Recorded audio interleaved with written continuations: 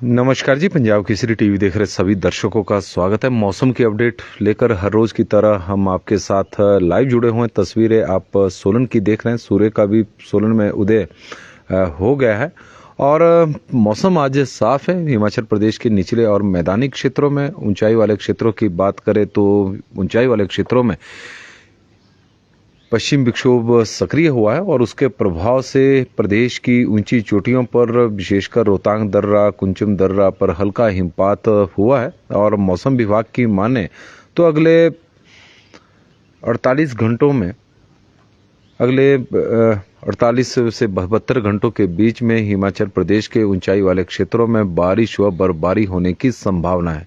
जिस तरह का मौसम विभाग का पूर्वानुमान है ऊंचाई वाले क्षेत्रों को लेकर ही है कि 3 दिसंबर तक मौसम वहाँ पर ऊंचाई वाले क्षेत्र जो लाहौल स्पीति के हैं, किन्नौर के हैं, कुल्लू के, कांगड़ा है और चंबा जिला के ऊंचाई वाले क्षेत्रों में हिमपात भी हो सकता है, बारिश भी हो सकती है। तो इस तरह का मौसम विभाग का पूर्वानुमान है। पश्चिम विक्षोभ जरूर सक्रिय हुआ है और कश्मीर में भी हमने देखा कि किस तरह से बर्फबारी वहाँ से हो रही थी। तो दोपहर बाद ऊंचाई वाले क्षेत्रों का मौसम भी बदला। विशेषकर रोहतांग की बात करें तो वहां पर पर्यटकों ने काफी एंजॉय भी किया। हालांकि हिमपात कोई ज्यादा नहीं हुआ है, लेकिन उम्मीद है कि आने वाले 2-3 दिन, अगले 72 घंटों में उन क्षेत्रों में भारी हिमपात देखने को मिलेगा, जिसका इंतजार लंबे समय से हिमाचल प्रदेश में हो रहा है। हालांकि सूखे की स्थिति प्रदेश में बनी हुई है और सूखे के नए रिकॉर्ड हिमाचल प्रदेश में टूट रहे हैं। नवंबर के महीने में 123 वर्षों में यह तीसरा मौका है जो सबसे कम बारिश हिमाचल प्रदेश में हुई है और तीसरा मौका है। तो इससे अंदाजा लगाया जा सकता है कि सूखे ने एक नया कीर्तिमान हिमाचल प्रदेश में स्थापित कर दिया है।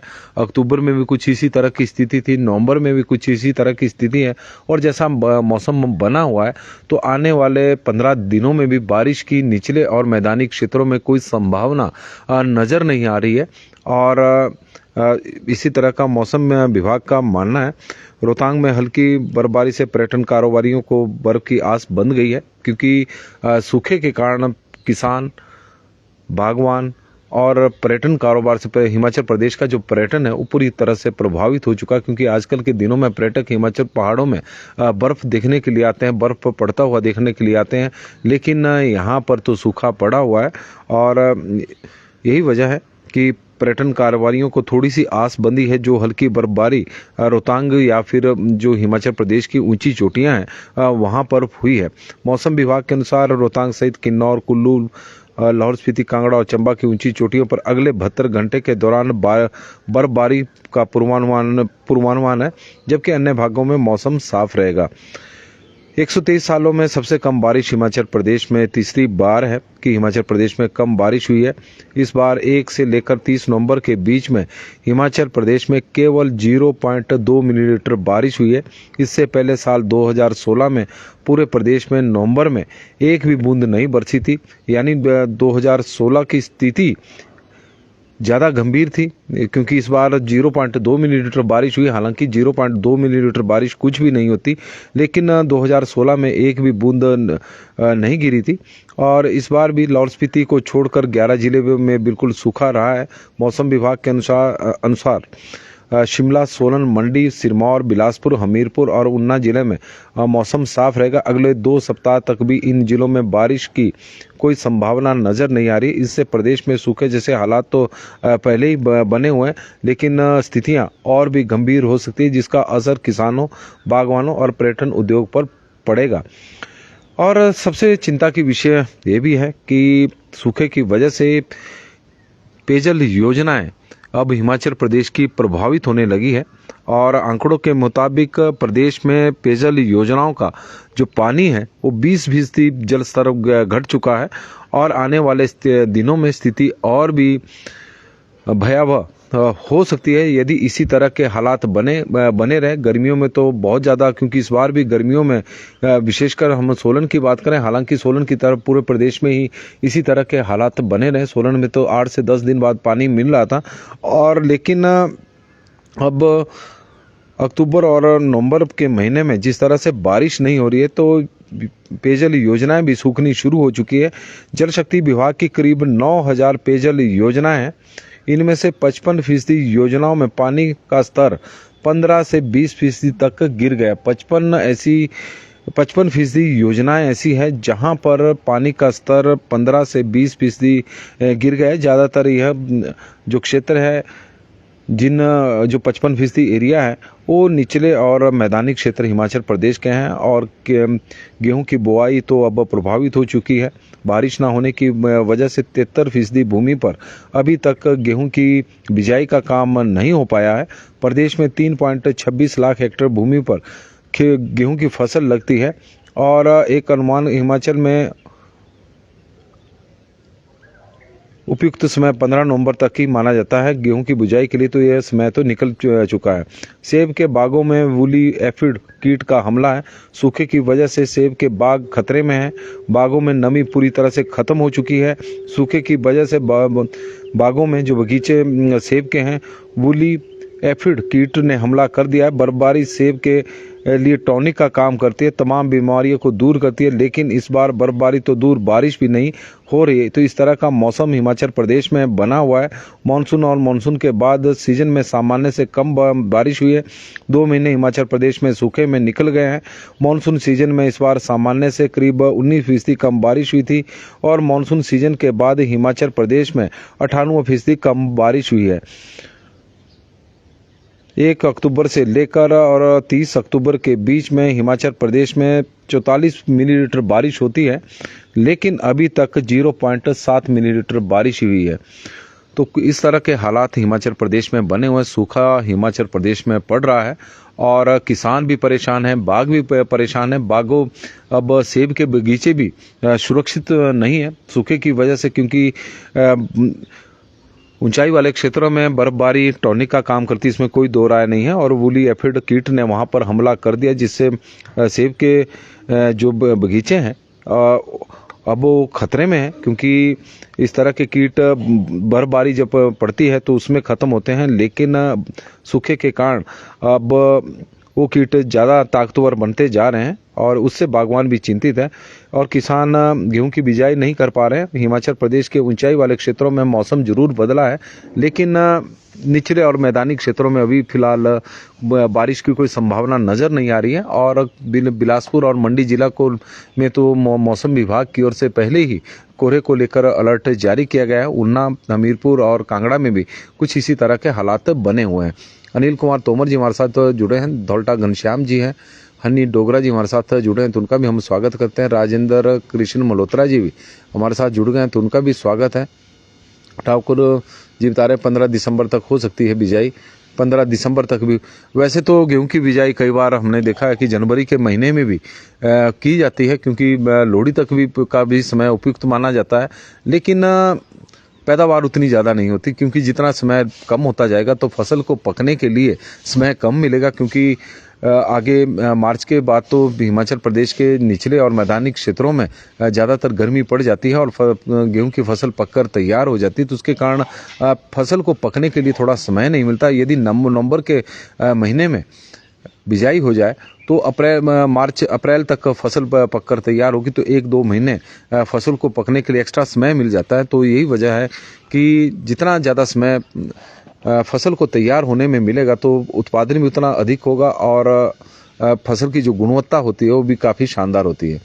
शेर सिंह चौहान जी हमारे साथ कुल्लू से जुड़े हैं, रिंकू चौधरी जी हमारे साथ जुड़े हैं और वेद प्रकाश शर्मा जी। अर्की का मौसम साफ, बिल्कुल अर्की में तो सवाल ही पैदा नहीं है, क्योंकि इस बार मानसून सीजन में भी अर्की में सबसे कम बारिश ही देखने को मिली है। किशोर ठाकुर जी हमारे साथ जुड़े हैं। अनिल ग्रोवर जी, ठियोग में बादल है और वेद प्रकाश शर्मा जी, ठियोग में बादल है। एक बड़ी महत्वपूर्ण जानकारी अनिल ग्रोवर जी की तरफ से आई है।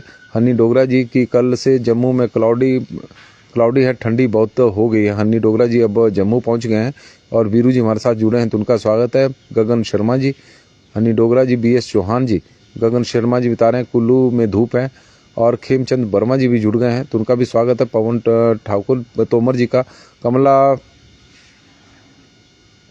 शर्मा जी हमारे साथ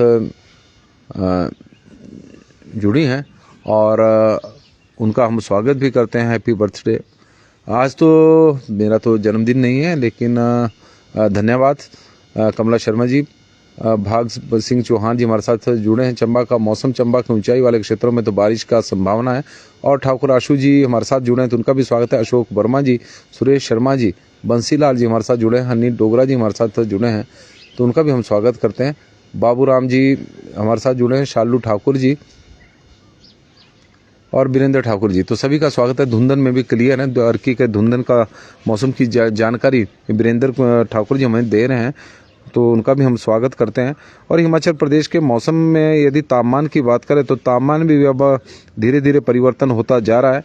मौसम प्रदेश का अब ठंडा होता जा रहा है, इसमें कोई दो राय नहीं है, क्योंकि अधिकतम तापमान भी सामान्य के आसपास पहुंच गए। न्यूनतम तापमान तो इस वक्त प्रदेश के सामान्य से कम चले हुए हैं। अधिकतम तापमान की बात करें तो हिमाचल प्रदेश के जो ऊंचाई वाले क्षेत्र है, विशेषकर केलांग की, तो वहां का तापमान अभी भी सामान्य से ऊपर है। हालांकि मौसम विभाग के अनुसार वहां का तापमान आजकल के दिनों में दिन का 5 या 6 डिग्री सेल्सियस के आसपास होना चाहिए।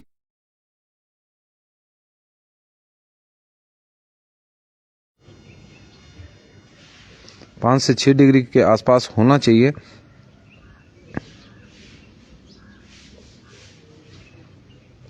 शिमला की बात करें तो अधिकतम तापमान शिमला का 17.2 है, जो सामान्य से अधिक हो गया है। 1.5 है। सुंदरनगर का 22.9 है। भुंतर का 17.5 है। कल्पा का 11.9 है, जो सामान्य से कम है। धर्मशाला का 21.6 है और धर्मशाला का 21.6 है, जो सामान्य से अधिक है। ऊना का भी अब 26.6 है, जो सामान्य से 1.2 डिग्री सेल्सियस अधिक है। सोलन का 23.5 है, जो सामान्य से थोड़ा सा अधिक है। मनाली का, क्योंकि कल रोहतांग में बर्फबारी हुई तो उसके बाद तापमान में थोड़ी गिरावट देखने को मिली है, सामान्य से कम है, 13.2 है। कांगड़ा का 23.9 है। मंडी का 20.7 है। ताबो का 17 डिग्री सेल्सियस है। ताबो का तापमान हम आपको इसलिए बता रहे हैं क्योंकि अधिक जो न्यूनतम तापमान वहाँ का ताबो का चला रहता है वो माइनस में चला गया बहुत ज़्यादा, क्योंकि और माइनस में और करीब 30 डिग्री सेल्सियस के तापमान में वहाँ पर रात को गिरावट देखने को मिलती है। ताबो के संदर्भ में यदि हम बात करें तो, और ताबो का तापमान है -9.4। अधिकतम तापमान 17 है, तो -9.4 डिग्री सेल्सियस है।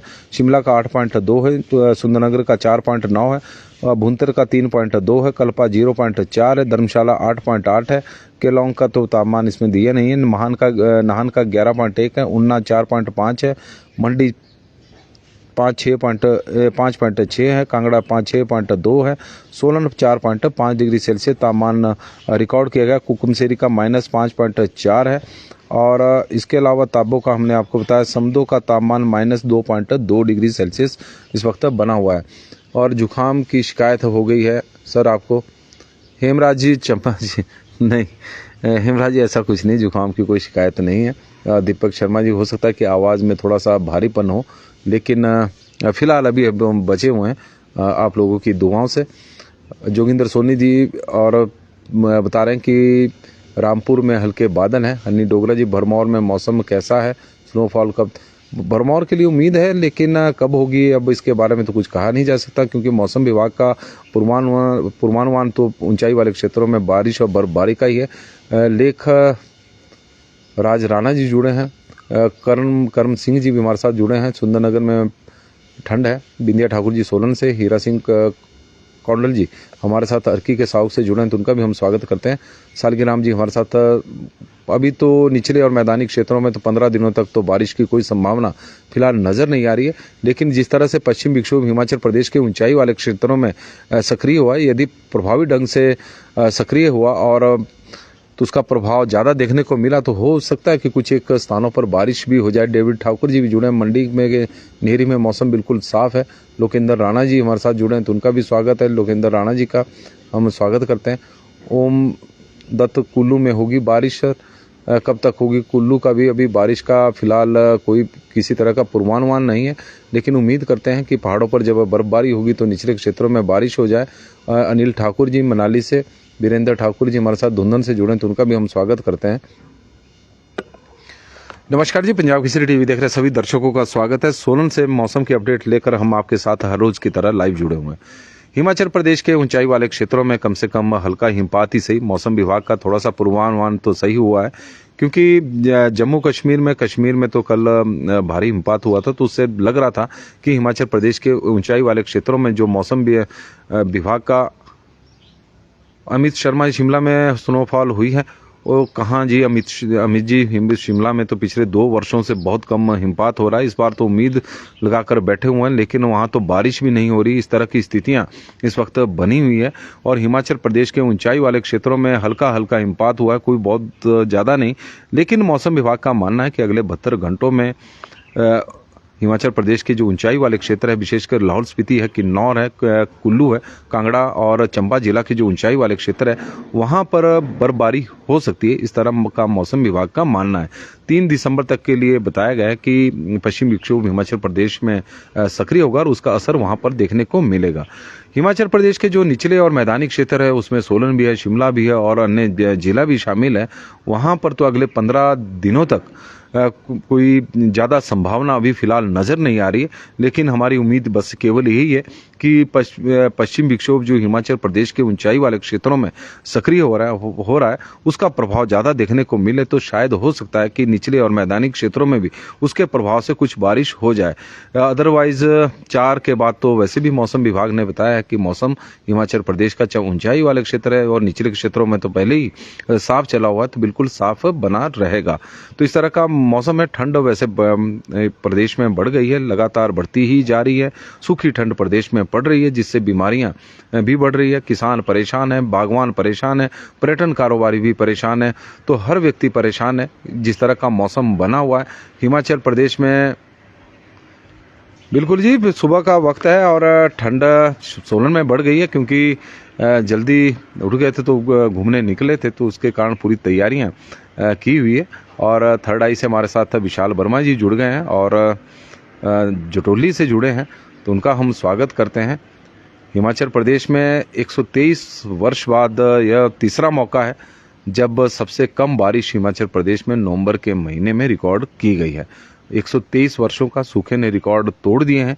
अक्टूबर में भी इसी तरह के रिकॉर्ड तोड़े थे और लग रहा है कि जिस तरह का मौसम विभाग का पूर्वानुमान है, तो दिसंबर के महीने में भी कुछ सूखे का अजीब सा खेल होगा, क्योंकि बागवान इस वक्त परेशान, किसान परेशान, क्योंकि उनकी फसलों को बहुत ज़्यादा नुकसान इस वक्त हो रहा है। रिपन दिलवान जी हमारे साथ जुड़े हैं, तो उनका भी स्वागत है। और धीमान साहब जी हमारे साथ जुड़े हैं, उनका भी स्वागत करते हैं। नवीन शर्मा जी जी हमारे साथ रोपड़ से जुड़े हैं, तो उनका भी हम स्वागत करते हैं। अमित शर्मा जी हमारे साथ जुड़े हैं, विशाल वर्मा जी जुड़े हैं, तो उनका भी स्वागत है। सुनील शर्मा जी, शिलारू में मौसम बिल्कुल साफ है, वो जानकारी वहाँ की दे रहे हैं। दीवान साहब जी जुड़े, मुकेश गुप्ता जी सोलन से हैं, रिपन दिलवान जी, काकू जी हमारे साथ जुड़ गए हैं, लेखराज जी भी स्वागत है, रमेश जी का, अमित शर्मा जी का, संजू जी का, धर्मजीत जी, बिट्टू, नरोत्तम राम जी, तो सभी का हम स्वागत करते हैं। रोशन मलपा जी जुड़े हैं, तो उनका भी स्वागत है। नमस्कार जी।